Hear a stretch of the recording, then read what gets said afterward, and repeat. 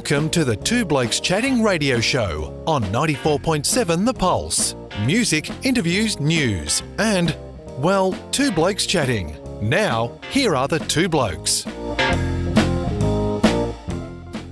Rob, your guest, you tell us who we got on the wireless. I had the privilege of doing a little bit of work recently at the soon-to-be itself is closed. noticeable. Yes, true. Soon-to-be-closed Warn Ponds Cement Works, and I met a fine young man there, and upon discussion found out that he has done something you and I will never do probably, and that's represent our country in a Commonwealth and Olympic Games. And I was quite taken by that, particularly by the fact that he's done it through a vehicle that we don't know much about, and that's judo. So here is the 2014 bronze medalist at the Commonwealth Games, our guest this morning in the sport of judo, Jake Bensted. Good morning. Hey guys, how you doing? Great to have you aboard. That was one of my all-time record-long introductions, which I quite... We often have these, and then at the end we say, sorry, that's all we've got time for. Thanks, Jake. No, it's great to have you aboard. I was really taken by your story, and I was also taken by your dedication, just simply down to the stuff you were eating at Smoko and lunchtime, which shows that you're still working very hard to look after the temple. We had worked quite hard one day, and the old man told me the next morning that Jake had gone home and gone for a 10k run after a day's work, just all about training. How long have you committed yourself to this sort of discipline, Jake? I think I really started taking it seriously when I was about 16. I kind of just got to a point where I decided that it was something I kind of wanted to do with my life, and kind of just looked at what all the older athletes who were doing the things that I eventually wanted to do, and just started kind of parroting that. And ever since then, kind of just slowly learning more and just putting that into practice. And your family history sort of drew you to the sport of judo, albeit through wrestling, not a dissimilar way to spend your time. Yeah, so my dad and my uncle, when they were younger, they were very big into the freestyle wrestling. That speaking to them back when they were younger in Geelong, there was quite a big freestyle wrestling scene in Geelong. There was 5 or 6 clubs, and there was a lot of people doing it, so they were very big into that. And when we started growing up as kids, the wrestling wasn't really around in Geelong anymore, so they kind of looked for something that we could do, and they found judo, and kind of, our whole family's just kind of gone through that process of doing judo and reaching different ranks and different heights and stuff like that. So it's been really good. So to the novice, and let me put myself into that particular category, the sport of judo. Walk us through it. I mean, I think there's a lot of people who know that it's sort of a martial arts kind of a game, but like, do you catch up on a Saturday afternoon and take on Grovedale in the judo firsts, or how does it work? So probably the west side, the aim of a judo match is it's a 4-minute contest, and the aim of the match is you're trying to throw your opponent with force flat on their back. So that's the aim of a judo fight. So all the stuff that goes into it all kind of comes down to, if you can throw your opponent flat on their back with force, you'll win the fight. That's kind of like a knockout in judo. It's one of those things. When you have it, you don't see it. It's very hard to explain, but Is it a team sport? Like, do 4 of you turn up at go and take on West Coburg in the judo, or how does the actual competition take place, or is it more event based? More event based. So we have probably 10 to 12 events every year that you'll compete in, normally on a weekend. Depending on the level of the event, you have your local events here in Victoria, all the way up to international events on the world tour, all through Europe and Asia and stuff like that. So they work in elimination draw style. So you'll get pitted against one person, and then the winner of that fight progresses. Normally, in a reasonable sized competition, you're probably looking at 4 to 6 fights to get to a gold medal. So similar to, say, a tennis tournament in terms of structure. Yeah. Okay. Just on the numbers of participants, Jake, you may or may not have it at your fingertips. We're just talking about populations and picking the best 11 cricketers out of a population of 1.2 billion. But in serious terms, how many people would be participating in the sport of judo across Australia that you're genuinely competing for a Commonwealth or Olympic Games position? In Australia, it's still very small in Australia. Not a huge amount of competition in Australia. A lot of our competition comes from overseas. The same with all the Olympic qualifying and the Commonwealth Games qualifying. That is all done overseas as well. So it's a lot of people think it's just they pick the best Australian and they send them to the Olympic Games, but they only have so many places at the Olympic Games. They'd love to have one person from every country, but unfortunately there's just not enough room. So what they do is they have a world ranking list, and they have a set date, and on that set date they take the top 22 from that world ranking list, and they're the ones that get the Olympic Games spots. And if 19 of those are from the same country, that doesn't matter, it just happens to be the top ranking? So they only allow one from each country. So okay. It does lead to some interesting scenarios with some of the top countries that have 2 people in there, and a lot of countries like Japan has some of the best players. They might have the number 1 and 2 ranked people in the division, and only one of them gets to go, which is a bit unfair, but that's just how the system works. Jake, we've interviewed through this process a lot of people from what I would call the obscure, not high-profile sports, yours certainly being one of those. And as well as the sacrifices of looking after the body and the training and the travel commitment, is the cost, the personal cost. How much support do you get from the Australian Olympic Committee or the Commonwealth Games Committee to assist you in getting to these international events you need to, or does it all fall back on your own funding? So we're quite lucky for the big events like the Olympics and the Commonwealth Games. Once you qualify for something like that, everything is paid for.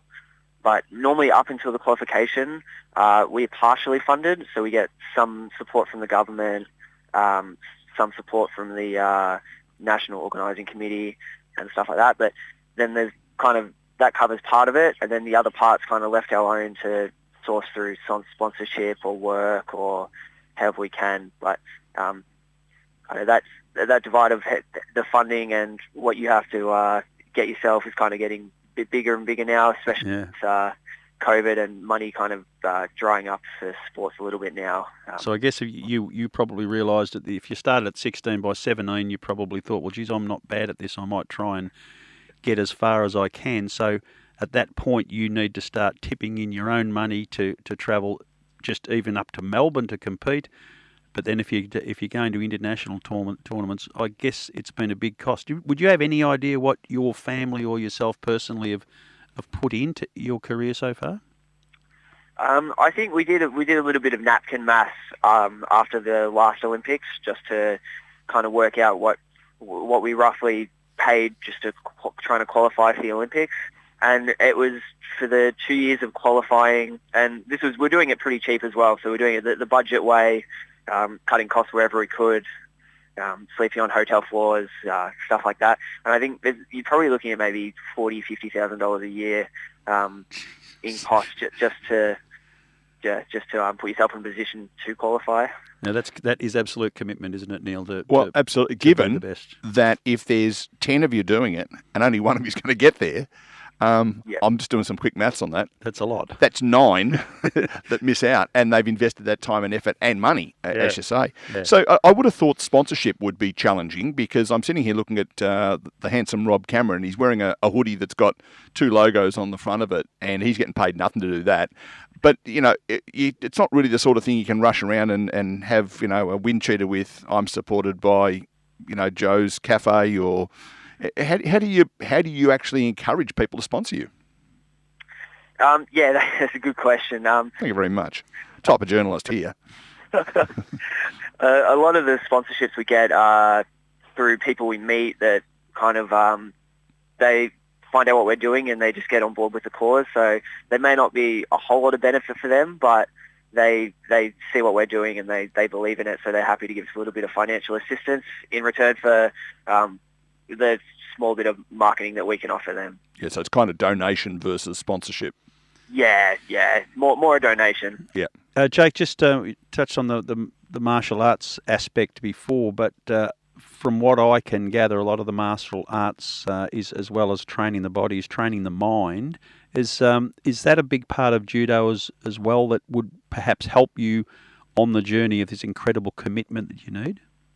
Oh, it's a massive part. It's probably one of the most important parts. If you don't have your mind right, then everything else you're doing doesn't really it just doesn't come together. I kind of find as I've gotten older as well how much more just like it kind of helps with everything. So I know I've gone through times where mentally haven't been in the best place, and your competition results will start to show that. But yeah, I think it's definitely a very important part of the judo is to be there all there mentally. Well, I think one of the things too is what I would describe, and clearly I'm no psychologist, but I would think the compartmentalise aspect of it, that, you know, you spend a day standing talking to Rob, picking up bits of broken concrete, and then, you know, the next thing you know, you're out running 10Ks, and the next thing you know, you've got all these things that are, you've almost got to break it up into bits, don't you, and say, right now I'm focusing my attention on my art, or my sport. Yeah. I've always found like I'm doing the work to help fund my judo, so I'm doing a lot of this work to pay for the next trip and stuff like that, so that's always in the back of my mind. And the thing is, when I get home, even if it's been a hard day, I'm going, well, I've done all this for my next trip. It'd be a shame if I'm not ready for that. So even if I'm tired or I'm sore, like I still go and do that training, because I don't know, it's kind of, if I'm doing the first part, then I may as well do the second part as well. That's kind of how I look at it in my head when it's all going on.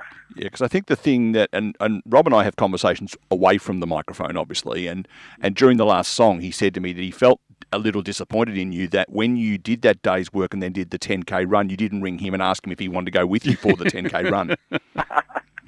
Ideally in his car, sitting next to you going, come on, you can do it. I would have been in the car, right? Hey, Jake, ambulance. You have had problems with a shoulder and it's kept you out of action for a little while. So let's paint a picture. We know we've got Olympics postponed from last year as supposedly happening this year. That means we'll have Commonwealth Games in 2022, Olympics again in 2024. Have you got a bit of a plan in your mind about how you might get yourself back into a prominent position with the selectors? So at the moment we're waiting on our national organising committee to put out the qualifying requirements for the Commonwealth Games. It's very hard at the moment. No one really knows what's going on and stuff like that, and it's hard. But kind of I'm staying fit and ready, and as soon as we have kind of a rough guide of what the qualification process will look like, then I'll be ready to jump in and go towards that. And again, parallels and analogies are terrible, but let me run with one anyway. If I was waiting for the cricket season to start again, I could ring Rob and say, listen, why don't we head down to the nets and we'll roll the arm over and have a hit. Is there an opportunity for you to practice some judo with someone locally as well to maintain your skills? Yeah, so still doing a lot of training, do a lot of sparring and stuff like that. So I do a lot of up in Melbourne. Don't have a lot of partners down in Geelong anymore to train with. A lot of people retired and moved away and stuff like that, but I'm still quite lucky that there's still a strong base of judo players up in Melbourne, so I spend quite a bit of time travelling up to Melbourne for some training, and everyone's kind of in the same boat as well, so everyone's just kind of keeping the clock ticking over, and as soon as things ramp back up, we're ready to jump back in. Rob said he's available if you do. Oh, I'm happy to have you thrown on my back. No worries at all. As long as I can have a sleep after it. Hey, Jake, we throw the term bronze medalist, Commonwealth bronze medalist around a bit flippantly. You've lived it and you've told us a story of what's required to have got you to that level. But in all seriousness, what was that emotional moment like when you realised you were the third best in the British Commonwealth at your chosen craft? It's pretty surreal. I still remember the moment. For the bronze medal fight, I was fighting a Scottish boy. So the 2014 Commonwealth Games were in Scotland. So I had one of the hometown favourites in the bronze medal fight.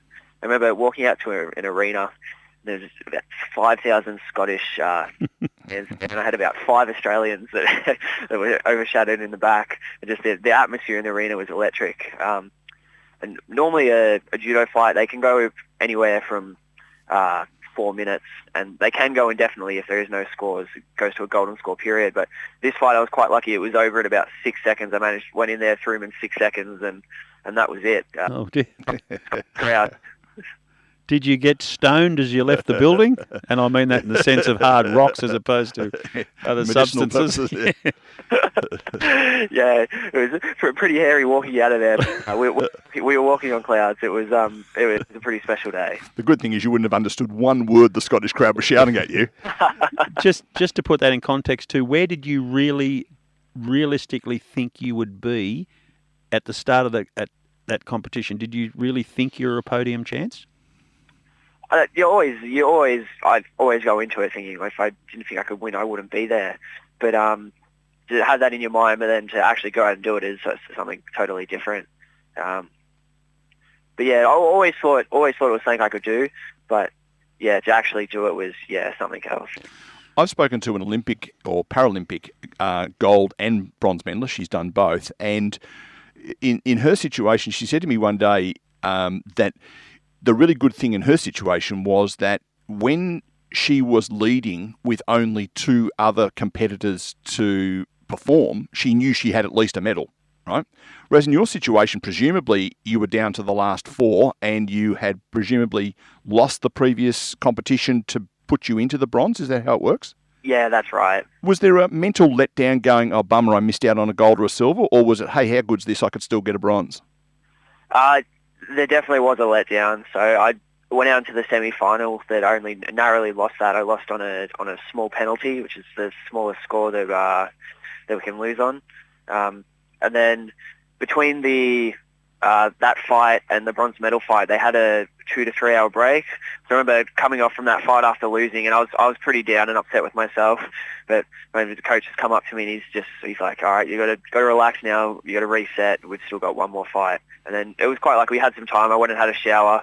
I had to lay down for an hour, and then it came back out there fresh. And not on your back, I trust. No, that would have been penalty, another penalty. The good thing is, though, and I think judo players should take it a bit more seriously. I've seen them turn up in their pajamas. You idiot. Jake, thank you very much for your time. It is a wonderful story. You really did capture my attention, and I just am so impressed that you got the commitment, both emotionally, financially and physically, to do what you're doing, and you're still going after for 10 years. It's just amazing. So good luck to you. Say good day to the old man for me. I hope he's still ticking along all right. It was great to meet you both, and hopefully we'll see more of you. No, perfect. Thank you very much. I appreciate you having me on, guys. No worries. Thanks, Jake. Thanks, Jake. Jake Bensted, bronze medalist, 2014 Commonwealth Games, and I'm going to tell you that is a boy who is switched on. Imagine not only you've got to go to training and get yourself fit and eat the right things and sleep well and probably not go out with your mates as often, but then you've got to work and work and work to save the money to buy the airfares and accommodation to go and compete. It's extraordinary, the commitment. And the other thing is too, say you go out and you get a job and you earn 50K and you're still not ahead. You're still not ahead. It's extraordinary, isn't it?